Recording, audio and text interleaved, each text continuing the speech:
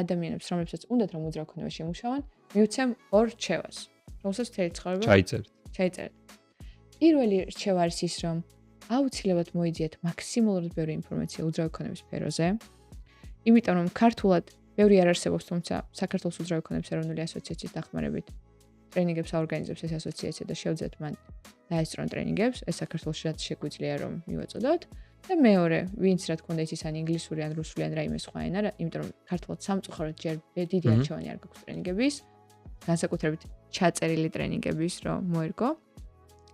მოიძიეთ ბევრი ინფორმაცია, თუნდაც YouTube-ზე უფასოდ არის უამრავი, უმაგრესი, ბევრი ლექცია, უძრავი ქონებაში ექსკლუზივი საღებაზე, მოლაპარაკებებზე და ასე შემდეგ.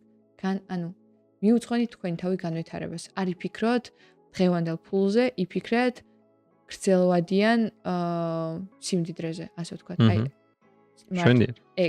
ეგ და მეორე რჩევა რაც უნდა მივცე, გაიცანით ადამიანები. ეს სფერო მაგალითად არის იცი ლევან, ყოველი პირველი ადამიანი, მეორეც არა, ყოველი პირველი ადამიანი, რომელსაც ხვდები, არის შენი პოტენციური მომხმარებელი. და ეგეთი სფერო ბევრი არ არის. განსაკუთრებით მაღალ შემოსავლიანი. ამიტომ დარწმუნებული კიდევ ბევრი ადამიანი დაინტერესდება ეხა კონკრეტულად ამ რჩევების გამო real estate-ის სფეროთი. ბოლო კითხვა მაქვს შენთან